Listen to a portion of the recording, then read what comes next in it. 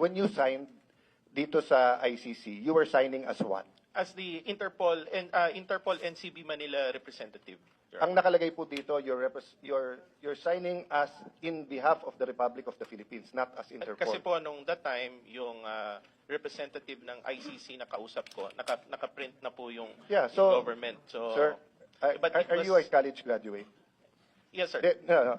Any college graduate, pag pinapirma ka tapos mali, kahit printed, you'd cross it out.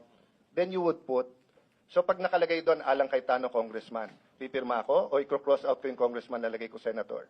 Kung nakalagay doon, Alang Cayetano, single, may asawa na ako, hindi ako papagalitan ng asawa ko, kung hindi ko i-cross out, lalagay ko doon na ano. Di ba? So wag tayo magpilosopohan dito. So why did you sign in behalf of the Philippine government if you weren't representing the government and you were representing Interpol? Medyo mataas na ho kasi yung ano noon pagod na din kami. Tapos ang request ng ICC staff that time nagre-request sila na kunin na ng medical team. Hindi ho kasi ma-perform yung medical assistance to the former president. Yun ho yung dahilan yan.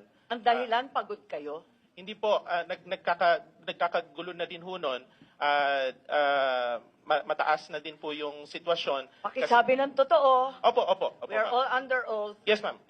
Ang mataas na... Paliwanag mong maigi. Representative ka ba ng Pilipinas or representative ng Interpol? Pipili ka lang. Nirepresent ko po ang Interpol NCB Manila. So mali itong papel na to. Sabihin mo sa akin. Yun hong... Kasi nag-iiba. Isa sinungaling, isa totoo. Yun hong clear ho sa ICC. Pwede ko linawin lang. Siguro hayaan muna natin. Hayaan natin na ipaliwanag. Alam naman niya Alam ho kasi malinaw ho sa pag-uusap namin ng ICC staff na I represent the Interpol NCB Manila. Pero hindi maliwanag dito sa nakasulat.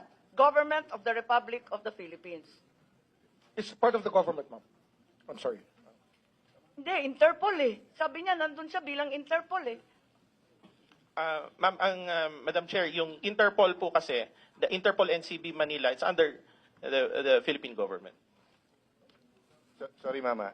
Kasi if that's your interpretation, then the government cooperated with ICC. In the surrender. No, I'm not trying to trap you. I'm trying to understand. Kasi nga, when you do something, you can do it in different capacities. Ambassador, ang dami-dami mong pinirmahan dito tungkol sa doktor, tungkol sa immediate family, tungkol sa legal counsel. Lahat to sinang-ayunan mo. Lahat ito hindi totoo. Hindi po. Kasi ganito. pagod na po kayo. Hindi po. Kung maaari ho ma-explain ko. Una ho, yung tinatanong nyo regarding ho dun sa... Kasi that time, I was waiting for the